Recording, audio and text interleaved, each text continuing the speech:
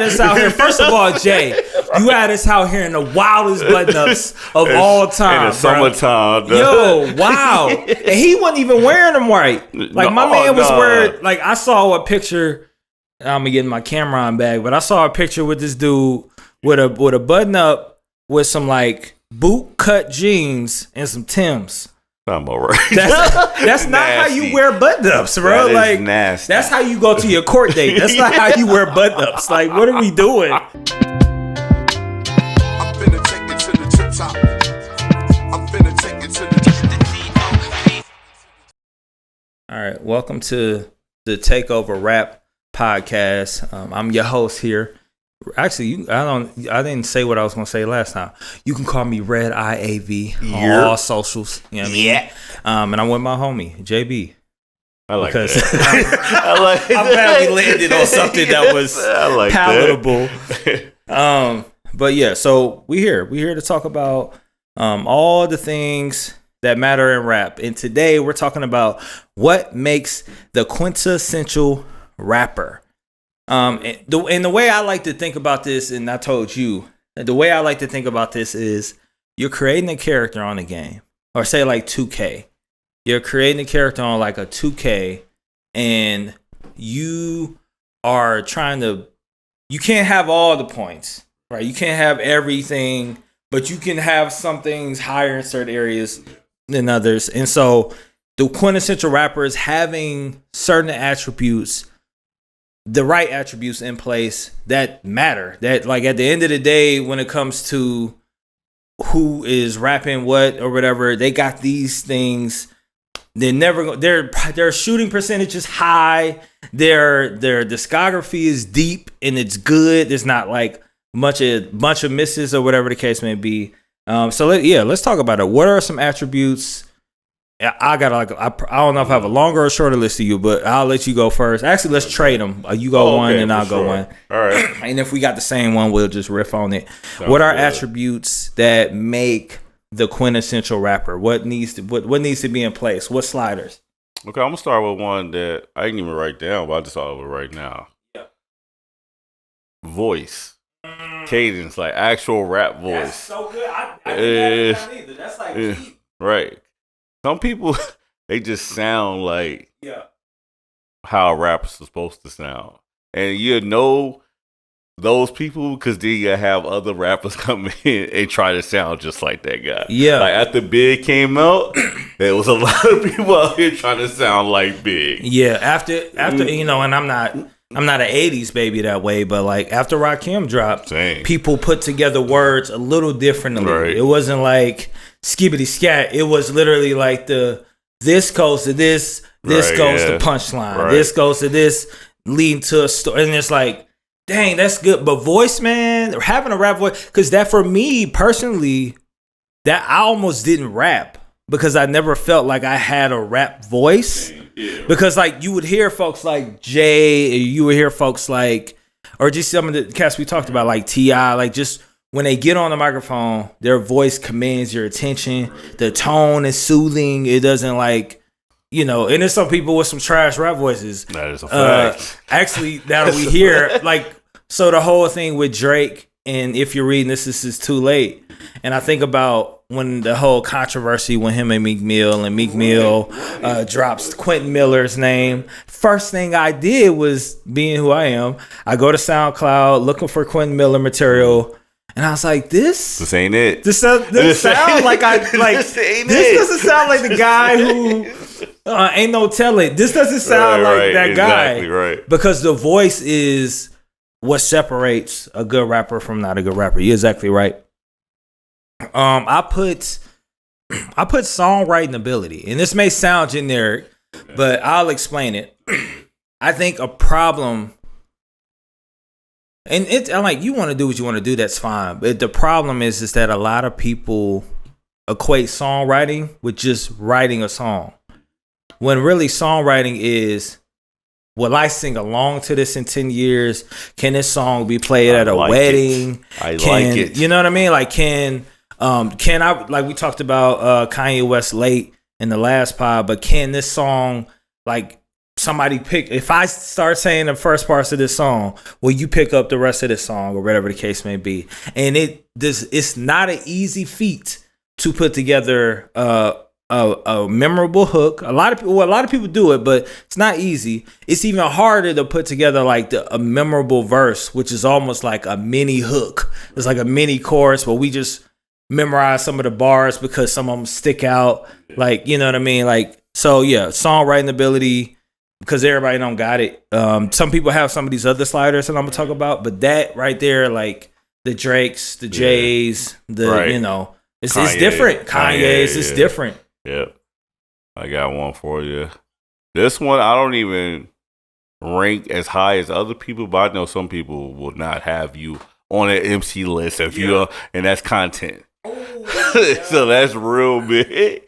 That's good. Right. So some people like, you know, Aubrey's my guy, but some people can't mess with Aubrey because they feel like he don't get deep enough into like social justice, other deeper topics.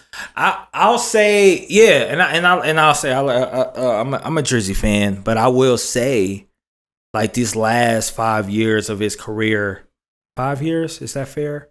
Whenever post Scorpion, really, because I don't feel like Scorpion was that bad.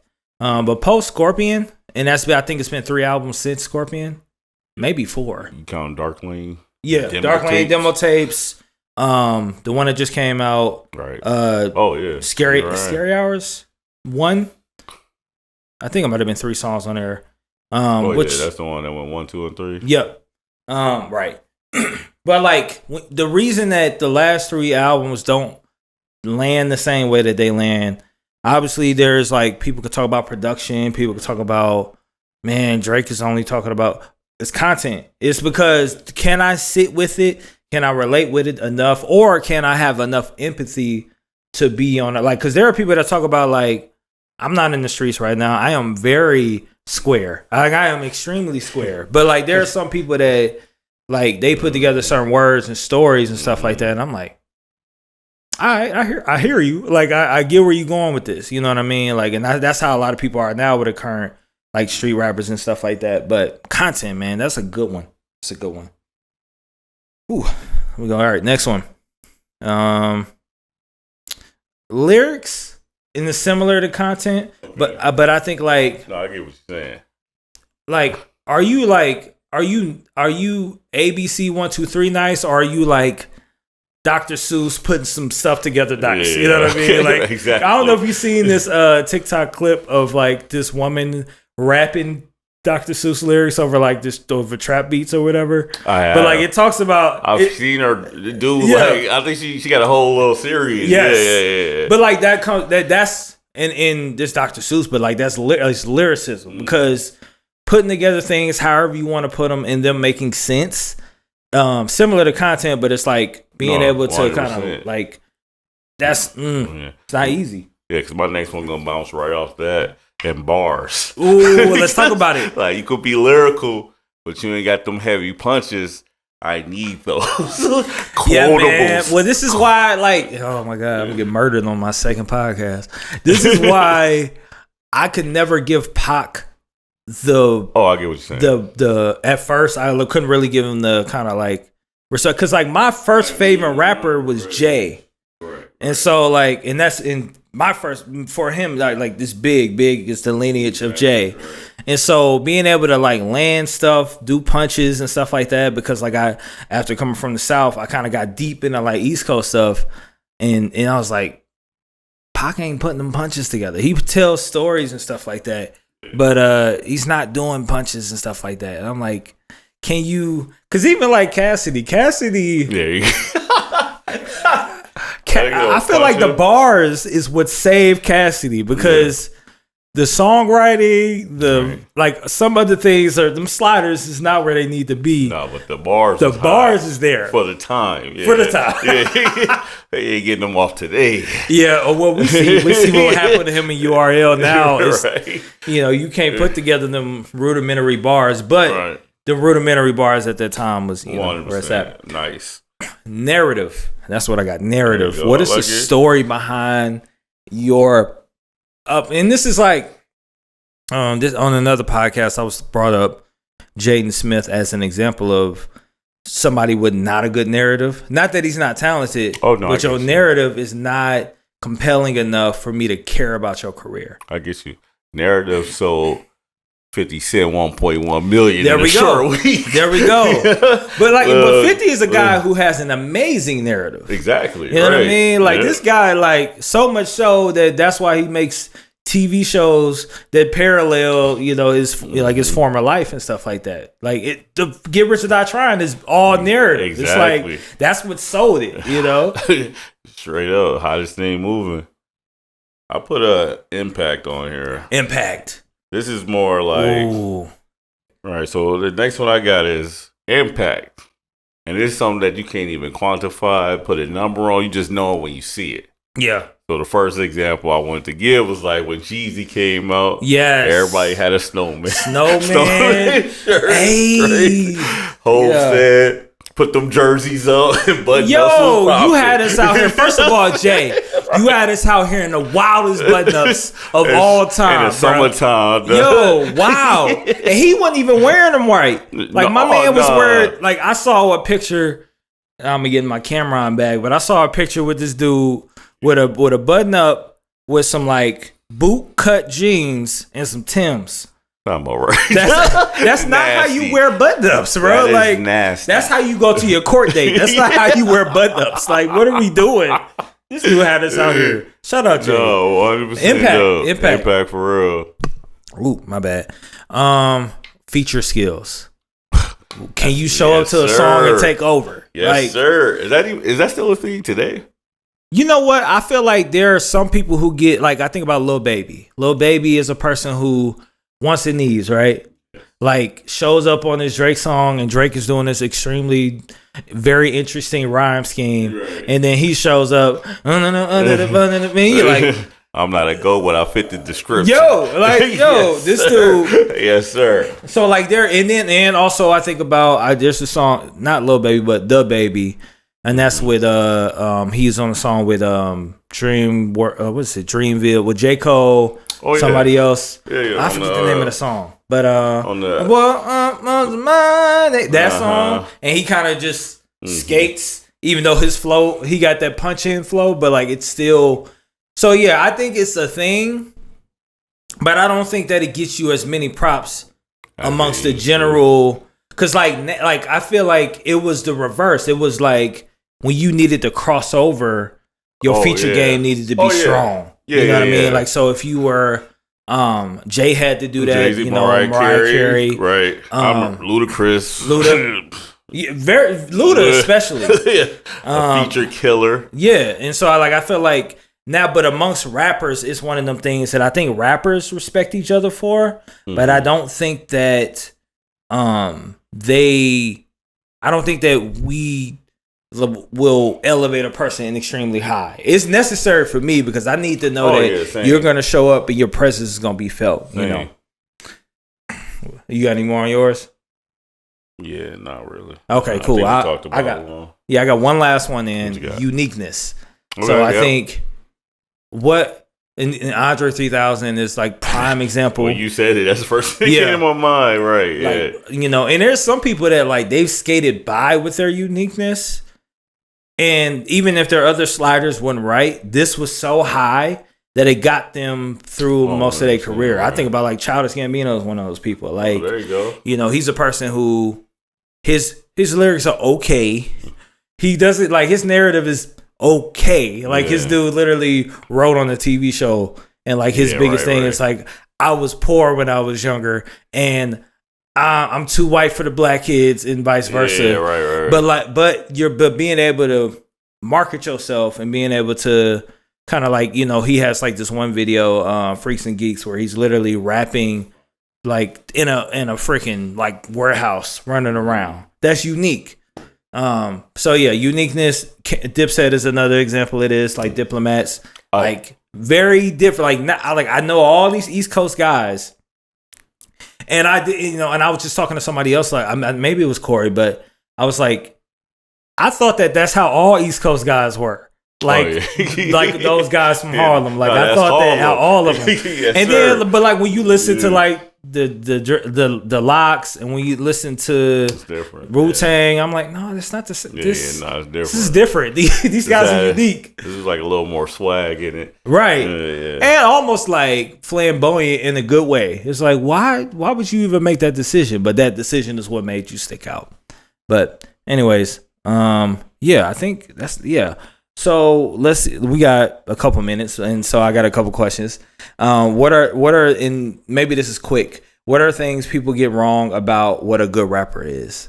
So like we talked about these sliders. What are some sliders that people throw into this that's like, this is not actually what makes you a good rapper? I'm curious, what you got first?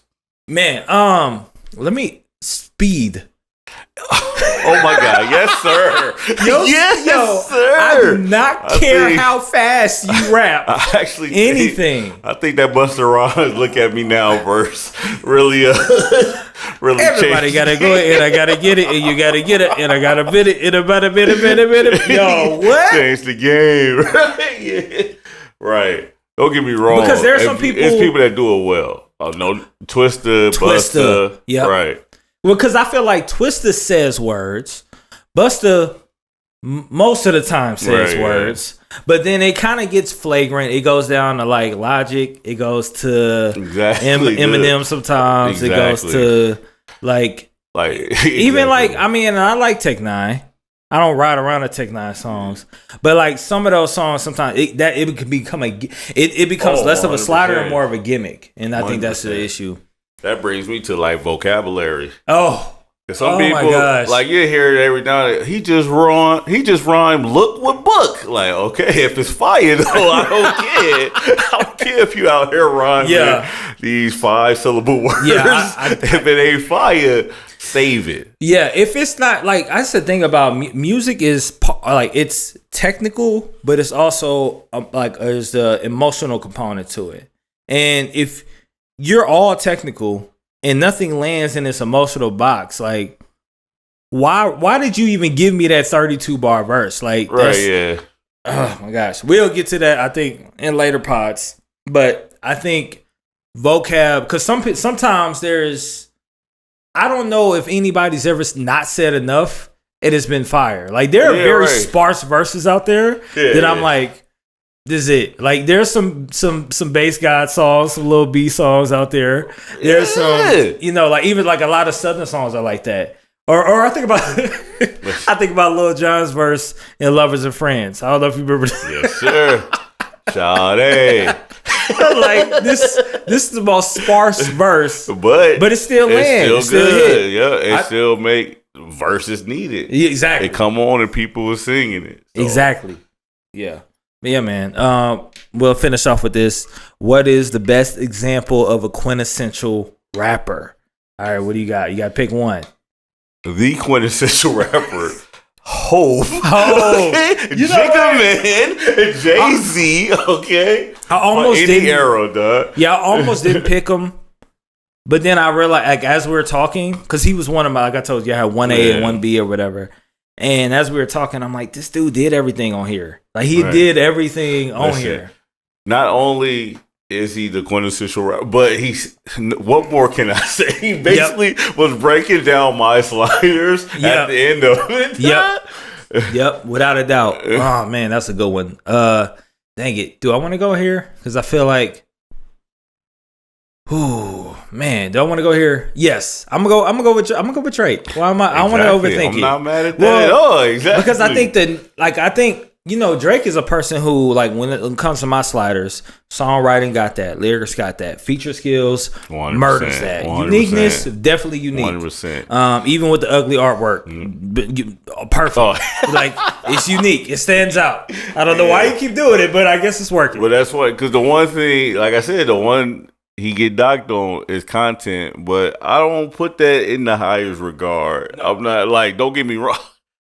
I'm not saying you shouldn't have any content, but I'm just saying. Well, what I was going to say, give me the bars. Well, because I think the thing is, his originally it was his narrative, right? It was like, they was trying to the grassy kid. Can't be no rapper from Canada. But then, like, it's almost as if his beef with all these other rappers along with landing these hits, having this, you know, Drake is who he is. Like, it kind of built the lore of like, you know, the longer he's been in the game, it's the double-edged sword. It's his content is this way, but his narrative is like, this dude has brushed shoulders with everybody, good or bad.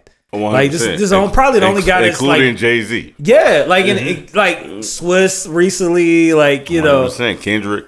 Yeah, so I feel like Drake is like Drake is a part of a lot of people's legacies and their narratives. So I feel like that kind of.